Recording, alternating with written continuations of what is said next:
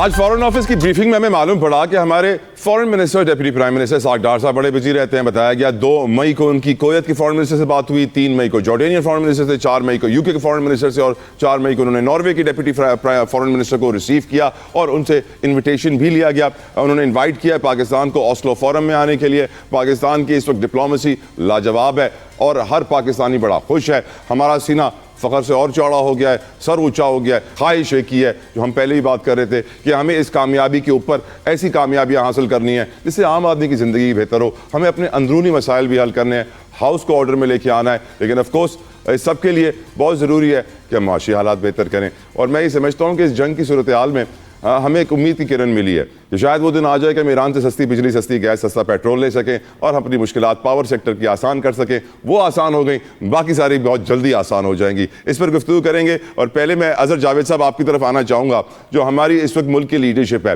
اسحاق ڈار صاحب, ہم نے ان کو ٹوٹے ہوئے ہاتھ کے ساتھ چائنا جاتے ہوئے دیکھا. اس وقت جس طریقے سے روزانہ وہ ڈپلومیسی کر رہے ہیں, ہر ملک کے لیڈر سے بات کر رہے ہیں, لگ یہ رہا ہے کہ اس وقت پاکستان کے پاس ایک کمال اپرچونٹی ہے جس سے اگر ہم صحیح فائدہ اٹھائیں تو ہر پاکستانی کا بھلا ہو سکتا ہے. اظہر صاحب, یور اوپینین. جی بالکل طلحہ صاحب, میں تو اسحاق ڈار صاحب کے ساتھ مجھے یہاں لنڈن میں کام کرنے کا موقع ملا جب یہ 3 سال یہاں پہ ایگزائل میں تھے. تو یہاں پہ جو مسلم لیگ نون کا آفس تھا تو وہ وہاں پر ایک مین شخصیت تھے, تمام معاملات کو دیکھتے تھے, اور وہاں پہ بھی وہ تقریباً 16 گھنٹے 18 گھنٹے تک انہوں نے کام کیا. تو وہ سارا ایک جو ان کی طبیعت میں کام کرنے کا عنصر ہے انتھک, وہ اس کی تو مجھے ذاتی طور پہ بھی میں گواؤں.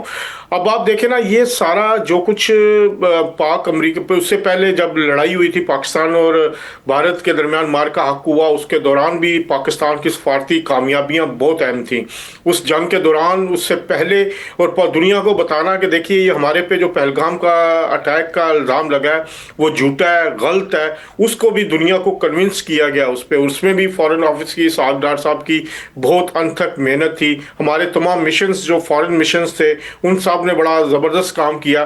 اب پھر پاک یہ ایران اور امریکہ کے درمیان مذاکرات کے دوران آپ دیکھیے کہ کون سا ملک تھا جو پاکستان سے بات نہیں کرنا چاہتا تھا. تو یہ اس وقت جو ثمرات ہے پاکستان کو, اب اس کو کیپٹلائز کرنے کے لیے جو معاملات ہیں اس کو اب آگے بڑھنے کی ضرورت ہے. میرا خیال ہے ابھی جو انٹرنلی میں نے ابھی آج بھی دیکھا ہوں, اس سے پہلے بھی میں تقریباً مہینہ پاکستان میں رہا, وزیر اعظم سے بھی میری ملاقات ہوئی, تو وہ اس میں سارا ایک چیز اس کو اب فائنل کر کے آگے لے کے جا رہے ہیں. یہ بجٹ بڑا اہم ہوگا. اس بجٹ میں جہاں ایک سرمایہ کاروں کو آپ تحفظ دے رہے ہیں, سرمایہ کاروں کے لیے نئی سکیمز لے کے آ رہے ہیں, پھر ایک سب سے بڑی جو ڈیولپمنٹ مجھے جو نظر آ رہی ہے وہ ریئل اسٹیٹ سیکٹرز کو دوبارہ کھولا جا رہا ہے. 1 کروڑ پہ تک کا قرضہ دیا جا رہا ہے لوگوں کو گھر بنانے کو. اس سے ایک اکنامک ایکٹیویٹی شروع ہوگی جس سے نیچے تک جو مزدور ہے تقریباً 20 سے 25 انڈسٹریز اس سے چلنی شروع ہوں گی.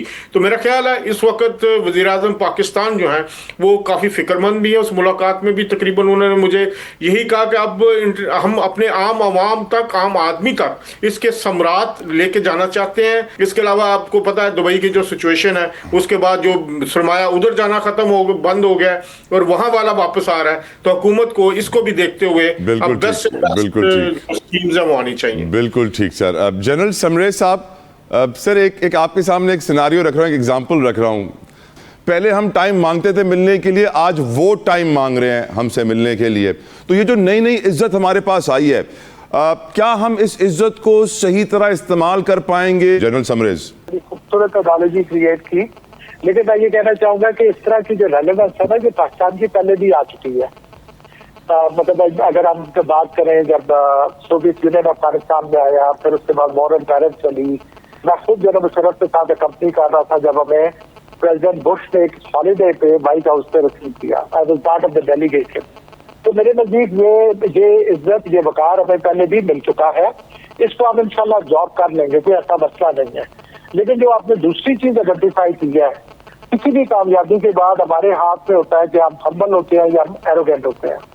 اور میرے نزدیک ضروری ہوگا کہ ہم ہمبل ہوں, اللہ کا شکر ادا کریں اور آگے کو دیکھیں. اس میں کوئی شک نہیں کہ آج کا دن ہمارے لیے بہت قابل فخر ہے, سیلیبریشن کا دن ہے. جتنا ہم سیلیبریٹ کریں کم ہے, جتنی آپ مبارکیں دیں کم ہے, لیکن اس سے کہیں زیادہ ضروری ہے کہ ہم آگے کو دیکھیں.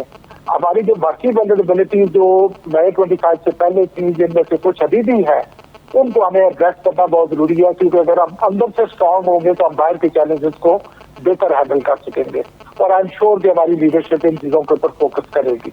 आमीन आमीन, बहुत अच्छी बात की आपने जनरल साहब। मसूद, आपकी तरफ आना चाहूँगा। ये जो नई इज्जत हमें मिली है, हमें हजम हो जाएगी, और जो बात हम चाहते हैं, जो हम एक्सपेक्ट कर रहे हैं कि हम्बल हो हमारी लीडरशिप और इस विक्ट्री के ऊपर मजीद विक्ट्रियाँ हासिल करे, वो हो पाएगा? मसूद जी। समृद्ध सारिक साहब को भी सलाम।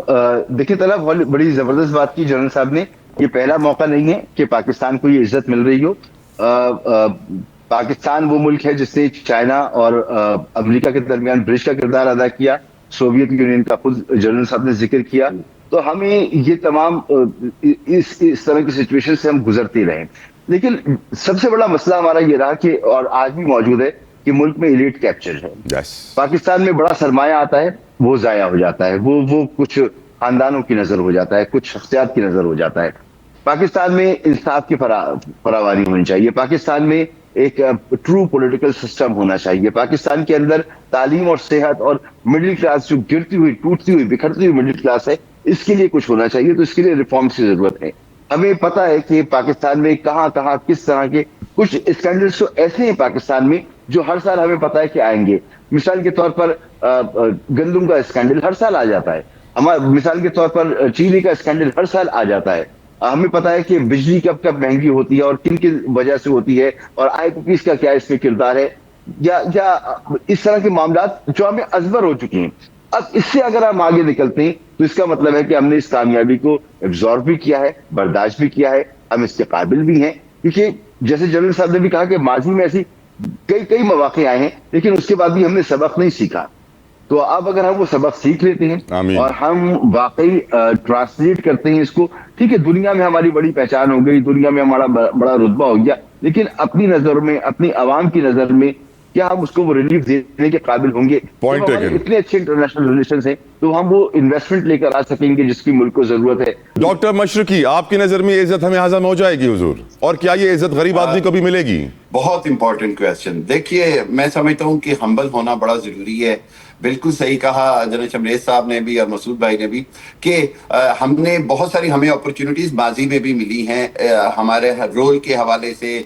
बिल्कुल चाइना का रोल, चाइना की अमेरिका मीटिंग ले लें, रशिया का ले लें, 9/11 ले लें, उसके बाद ले लें। सबसे इंपॉर्टेंट चीज मैं आपको बताऊं, पाकिस्तान की हिस्ट्री में पाकिस्तान ने बहुत ज्यादा चैलेंजेस फेस किए, चैलेंजेस से अपॉर्चुनिटीज क्रिएट हुई, उन अपॉर्चुनिटीज को उस अंदाज में कैपिटलाइज नहीं किया गया बदकिस्मती से जिस अंदाज में करना चाहिए था। और उसकी आपको सबसे बड़ी वजह आज आपको मैं बता दूं, क्योंकि मैं इसका खुद भी सफर हुआ हूं, मैं मतलब I don't want to mention it but I have seen it. वो पता है क्या है, इनकैपेबल लोगों का बहुत जगहों के ऊपर, मतलब लीडरशिप की नीयत